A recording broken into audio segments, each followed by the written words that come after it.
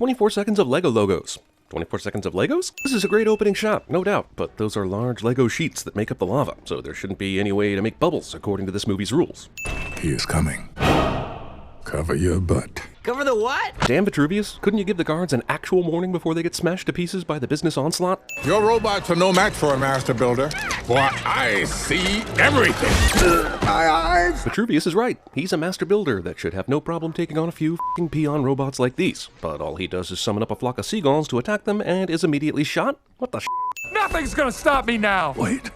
There was a prophecy. Why doesn't business just kill Vitruvius right now, especially after he's already ordered the robots to destroy him? Also, while this movie takes great pains in laughing at movie prophecies, the fake prophecy ends up being true, so it's kind of like all the prophecies in movies ever, only with more laughing. A special one with face of yellow. I'm tempted to say that's racist, but it's really the opposite. Almost everyone in this movie has a face of yellow, so this detail has no business being in this prophecy. That was a great, inspiring legend that you made up. Actually, Lord Business is correct, but we're still going to watch an entire movie pretending he was wrong, only to learn he was correct. 8.5 years later? You're telling me it took that long for Lord Business to weaponize the Craggle? The level of detail in this movie is awesome, but how the hell does Emmett ride that bike over there? It's only got one Lego stud for a seat, which means only half of his ass will fit, and he'll be all lopsided. Am I thinking too much about the practicalities of transportation in an animated toy movie? You bet I am. Good morning, doorway. Good morning, Walt. Even a chipper, frequent hello person wouldn't say hello to their bedroom doorway every day. I mean, come on, the doorway? And not the door itself. Why does this doorway warn a good morning before the 36 other inanimate objects in this room?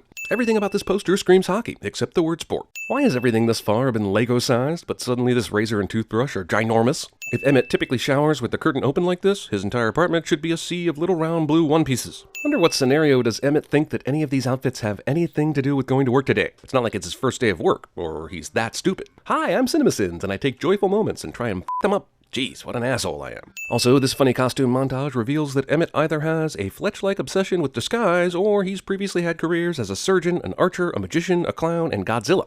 Tonight on Where Are My Pants? Lego Movie steals the Ow My Ball show from Idiocracy. I can get the irony of everything is awesome while seeing a 16-lane interstate piled with cars and confusing road signs, but one side of this should be relatively free of cars, correct? One's going into town, the other's going out of town. Also, while these are super confusing, at least the right side has road signs, but the left side apparently doesn't get any signs. Park between the lines.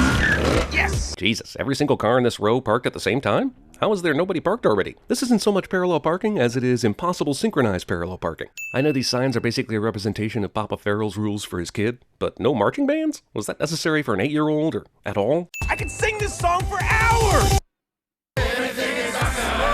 You've been at work for 5 hours and it's already dark? The hell kind of bull place do you live anyway? Also, 5 hours later and they're already calling it a day? But they just got there and started singing. Damn, Emmett's work schedule is badass. In the waning hours of the workday, the instructions tell the Lego workers to create an elaborate ballet of construction equipment. Huh, who knew Lego pieces could be linked to the cloud or even electrified? Well, I guess I'm gonna have to report you. I'll take 2 sins off for this hilariousness, but then add 1 back for Wildstyle taking off her mask for any reason during this mission. I don't mind this kid imagining all this happening, but just how deep do his dad's Lego buildings go anyway? Considering that we later learn Emmett is a fraud, and even the prophecy is a fraud, this crazy magic flashback vision thing Emmett has when first touching the piece of resistance seems kinda stupid, right? The piece of resistance. Animated Liam Neeson character isn't killing anyone in this scene. Just 3 days before President Business is going to use the crackle to end the world. President Business is gonna end the world? Bad cop goes all Hagrid on our asses and says more than he should, which allows our hero to kickstart the plot. When you say Harry, I go, when you say the other guy, I go. Characters go to great lengths to describe how aggressively average and inconsequential Emmett is. Also, this interview footage of construction workers was expertly shot and edited for maximum Emmett humiliation. You know, he's just sort of a, Also, Bad Cop's video investigation somehow led him to the coffee shop to talk to the barista. It's at this point I wonder, how did Emmett get the piece of resistance glued to his back? The only person in this universe with the Craggle is Lord Business. Yeah, sure, we know the kid Finn did this in the real world, but glue is supposed to be bad, remember?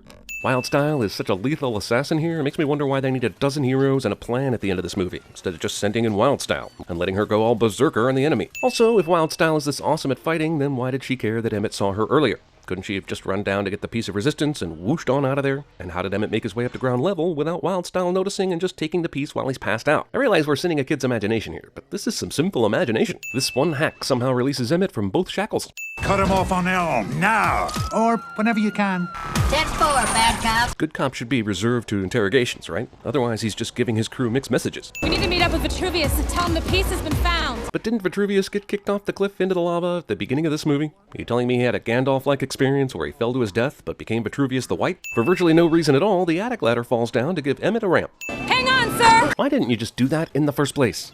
Where are we? Titles on screen responding to an in-movie character's question for the viewing audience's benefit. You ruined the prophecy. Hang on, Wildstyle. I'd say if the prophecy allowed Emmett to collect the piece of resistance, it's the prophecy that's f***ed up here. Also, you're the one, but maybe you're not the one, but you'll totally be the one by the end of the movie cliche. And we searched for the piece of resistance. The only thing that can stop the Craggle. You're telling me the original cap to the superglue is the only thing in all the varied Lego kingdoms that can cover and stop the flow of superglue from the superglue container? I say you assholes aren't trying hard enough. Was going to use the Craggle to end the world in 3 days. Taco Tuesday. Yeah, but it's only Taco Tuesday in Bricksburg. How's Lord Business gonna gather everyone for destruction in the other worlds? Also, why, if you hadn't read the script, would something as scrumptious as Taco Tuesday tip off your spidey senses? President Business, we're trying to locate the fugitive, but his face is so generic it matches every other face in our database. This entire movie has made Emmett out to be so common in a sea of commonality that nobody remembers it. But physically, everyone's got a thing, like different facial hair or markings, different hair altogether. The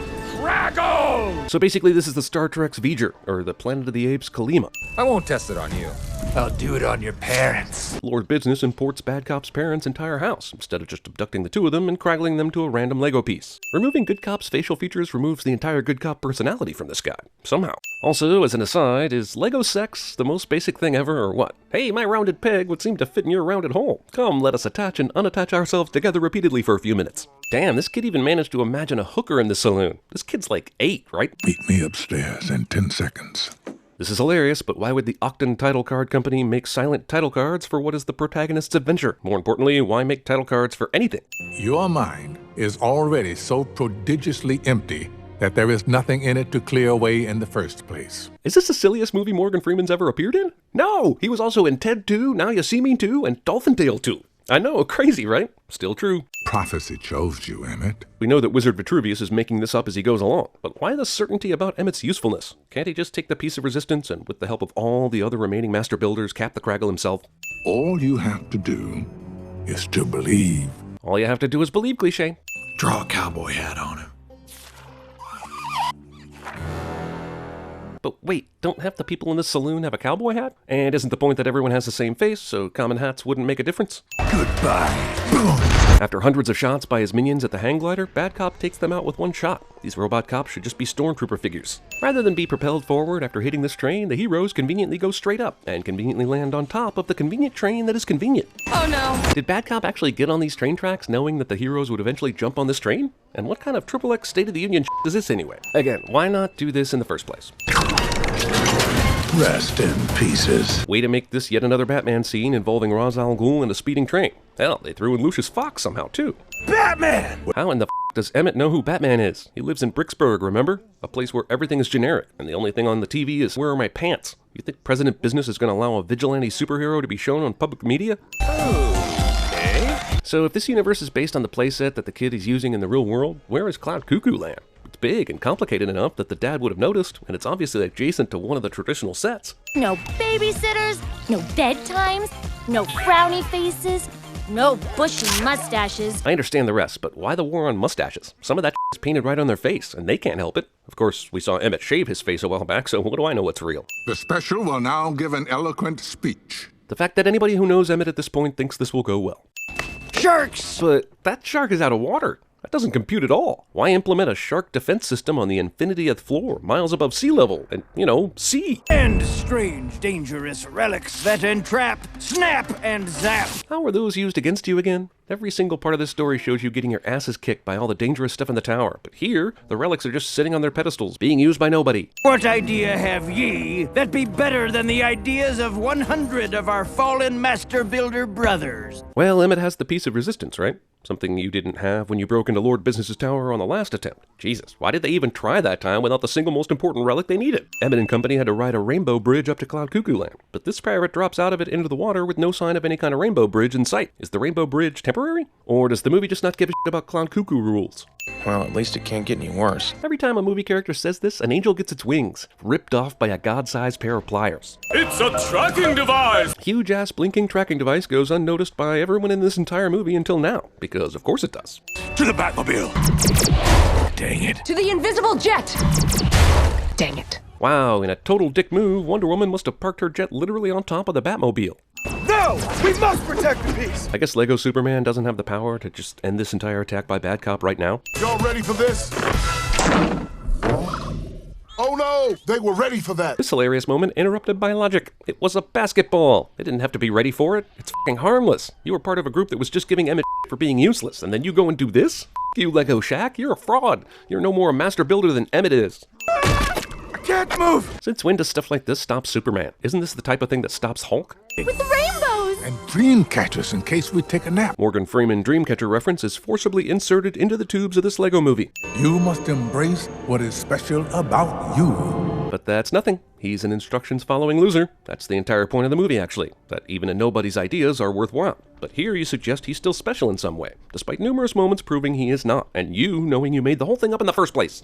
In Lego World, clouds can get so fire damaged they crash into the sea, which sort of makes them not clouds, but whatever. Science doesn't exist in this movie. It's not like I need Dr. Tyson's help here. I got this one, Doc. Like Wonder Woman couldn't take out all these fools on her own. And let's not forget we're in this situation because Superman, goddamn Superman, was defeated by bubblegum, so... Wait, no. Every time water's been shown in this movie, it has been flat sheets or little one pieces of blue Legos. So them traveling through this sea of actual water is a freaking lie. I don't care if it's a little kid's imagination. Play by your own rules, movie. Then, after a few leaks, the fucking thing explodes. Explodes! It exploded instead of sinking. Holes in a sub caused an explosion. That just happened.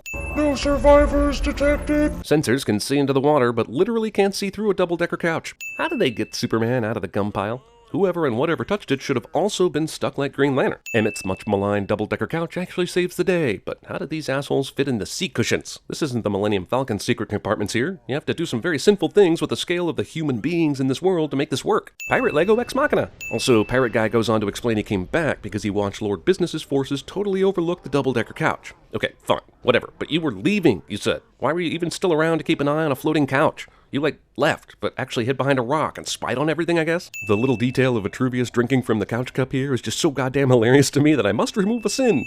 It's follow the instructions. Emmett says this, and it definitely sounds brilliant, but then their plan ultimately involves very little instruction following and a metric ass ton of improvisation. I mean, by follow the instructions, Emmett mostly means draw up a plan in advance, which is actually a totally different thing.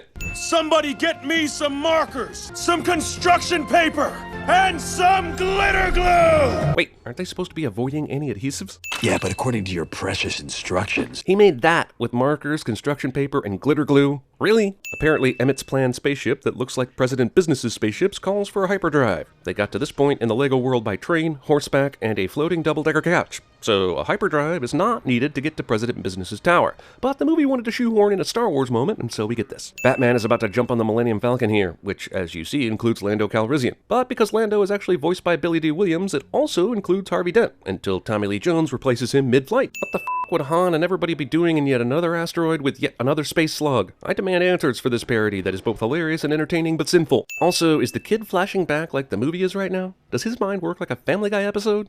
Step 4. Benny and Metalbeard will sneak their way into the master control room. Metalbeard? The largest, noisiest, loudest motherfucker on your team, and you send him on the sneak mission? Hot Jesus, this plan is really f***ing stupid. Metalbeard is suddenly a goddamn transformer and can turn into an object 1/10 his size, like a f***ing copy machine. This is all new information presented as fact. Not only is the first thought robot soldiers have when they see a copier to photocopy their asses, but Metalbeard transformed into a functional copy machine? Really? That was awesome! First law of the sea. One of the rules is never release a Kraken. And if you're Warner Brothers, maybe you take that one step further and never again release a Clash of the Titans. Step 5. Vitruvius will provide lookout and make sure we're not being followed.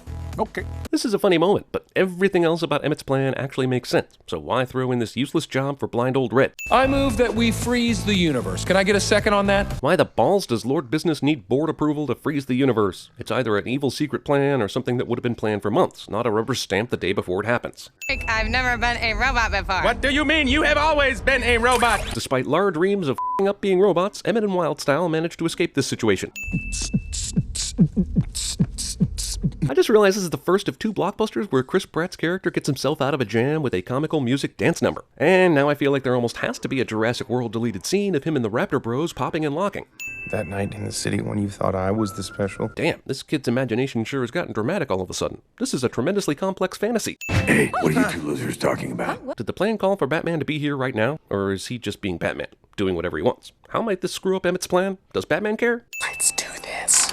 Business leads a coordinated attack on all the heroes at the same time, leading us to believe he had sniffed out the plot and was ready for it. But if Emmett hadn't paused for this line, everything would have been different. The next 3 minutes of this movie is solely because the hero and villain both have a thing for dramatic timing. The prophecy. I made it up. Vitruvius tells Emmett this when he's about to die, rather than days ago. But honestly, the real bullshit here is that this prophecy was so specific, and everything about it except Emmett turns out to be true. Except the Emmett part even turns out to be true, kind of in that Kung Fu Panda way.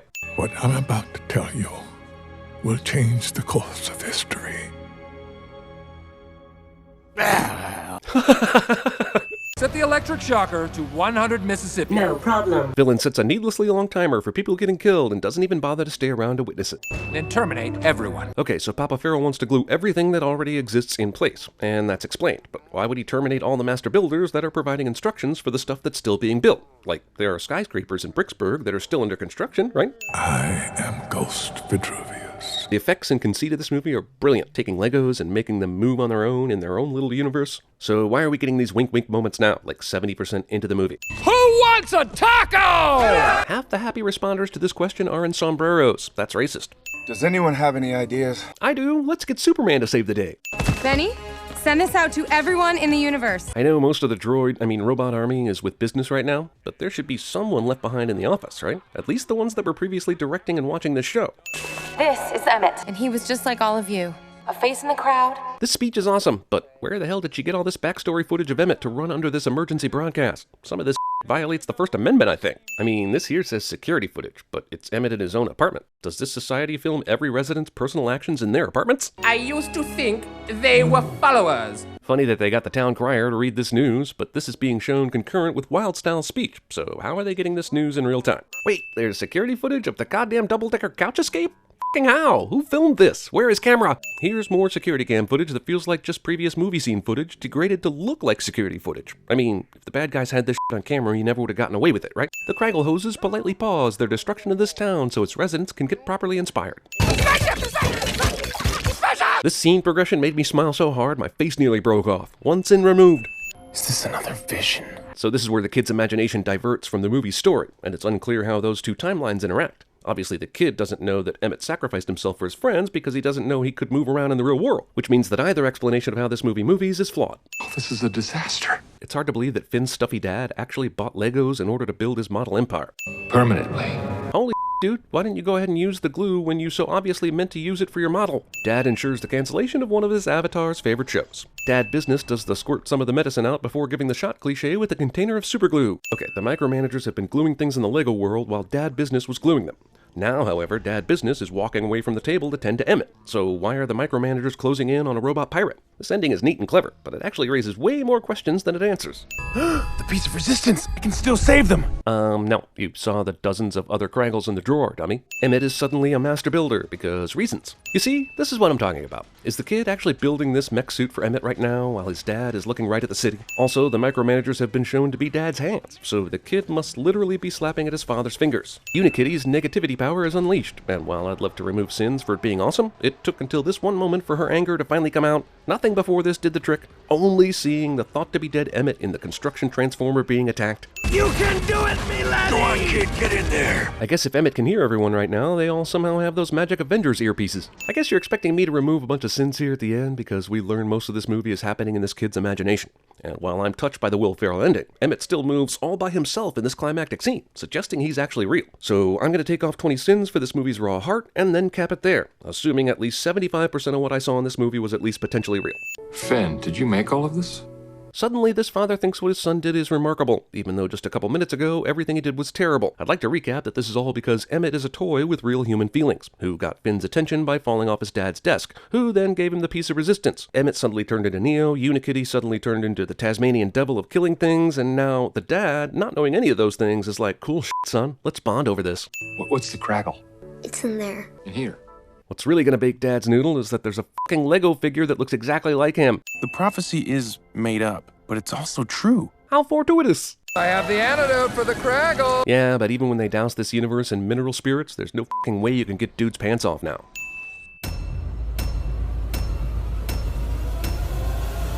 I have no idea to this day what those two Italian ladies were singing about. Truth is, I don't want to know. I'm mad as hell! I'm not gonna take it anymore! If I had a black light, the place would look like a Jackson Pollock painting. This is even more painful than it looks. If you don't, I will look for you. I will find you. And I will kill you.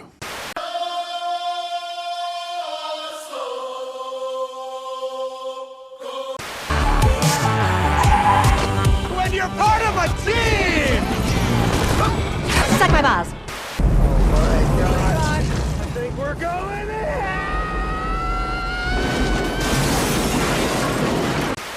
You're my boy, Blue!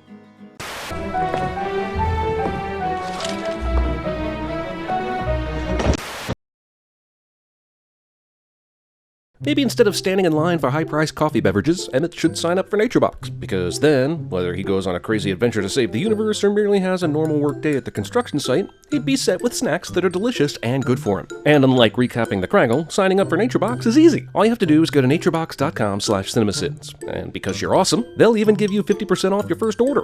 Giddy up. Maybe you like sweets, maybe you like salty snacks, or spicy stuff. NatureBox has you covered, with a massive roster of snacks, with new snacks being added all the time. Is that true? It has to be. And if you don't like one, they'll replace it for free. That's like $0. Yes! Yes! Save money on your first order, get replacement snacks for ones you don't like. Where's the risk? In order to manage risk, we must first understand risk. Just like Emmett, you are special, and special people deserve special snacks. It's your destiny. So what are you waiting for? Fly, you fools! Head to naturebox.com/CinemaSins and get started snacking healthy today.